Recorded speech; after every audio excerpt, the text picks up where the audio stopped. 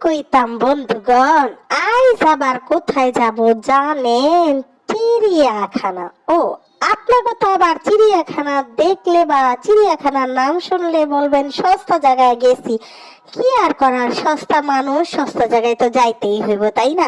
আর তাছাড়া টাকা পয়সা কম থাকলে মানুষজন চিন্তা করে যে কোন জায়গাটায় একটু টাকা পয়সা কম কিন্তু জায়গাটাতে পোলাপান নিয়ে একটু ঘোরাফেরা কইরা বাসায় আইয়া বলতে পারে পোলাপান, ও মাই গো, বাপ আর মা আমারে কত সুন্দর বাঘ দেখাইছে, সিংহ দেখাইছে, বানর দেখাইছে। ও আচ্ছা আচ্ছা, ভুল বলে ফেলছি, এই চিড়িয়াখানাটাতে কিন্তু বান্দরের কোনো খোঁজ আমি পাইলাম না। সারা চিড়িয়াখানা হাঁটছে আমার বান্দর পোলাটা অনেকবার কইছে, মা গো মা, আমার মতন বান্দর আমি কোথায় পামু? কি আর করার, বান্দরের খুঁজতে খুঁজতে বান্দরের খাঁচাই আমরা খুঁজা পাইলাম না। যাই হোক, কি আর করার, এই পিছলা, ওরে বাবা, ছোটবেলায় কিন্তু পিছলা খাইতে অনেক মজা লাগতো। আর যখন পোলাপান পিছলা খাইতে চায় তখন খালি চাইয়া চাইয়া দেখি, মাঝে মাঝে ফাঁক ঝোঁক পাইলে আমিও পিছলা খাই।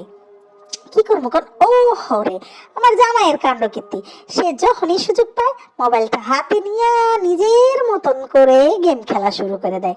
আবার দেখেন পোলা মাইয়াকে একটু খাওয়ায়ও, এইটা আবার আমার খুব ভালো লাগে। আমার জামাইয়ের সবচেয়ে ভালো দিক হলো আমার পোলা মাইয়াকে একটু খাওয়ায়, এইটার প্রশংসা আমি না করে পারিয়ে না।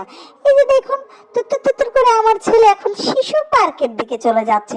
ও আচ্ছা, ভালো কথা, আপনাদেরকে একটা ইনফরমেশন দিয়ে দেই, সেটা হলো চিড়িয়াখানার ভিতরে কিন্তু শিশু পার্ক আছে, একটা ছোট্ট পরিসরে শিশু পার্ক আছে চিড়িয়াখানার ভিতরে। আরো অনেক কিছু করেছে এখন চিড়িয়াখানার ভিতরে, এখন জাদুঘর করেছে, যদিও আমি জাদুঘরটাতে যাইনি কারণ আমার সেরকম সময় ছিল না। এন্ট্রি ফি মাত্র 10 টাকা ছিল জাদুঘরে এন্ট্রি ফিটা, আর আর শিশু পার্ক এন্ট্রি ফি ফ্রি ছিল। ওখানে ঢোকার পরে অনেকগুলা টাকা দিয়া এরপরে চিড়িয়াখানা আমার শিশু পার্কের এই ইনস্ট্রুমেন্ট গুলাতে উঠতে হয়। ট্রেনে চড়া আমার ছেলে যাবে দিনাজপুর, এই আশাতে ট্রেনে চললো আমার ছেলে রে, ছেলে চললো মেয়ে চললো রঙিন ট্রেনে, রঙিন ট্রেন দেখে আমার মনে আশা জাগলো, দিনাজপুর যামু আমি ট্রেনে চইরা।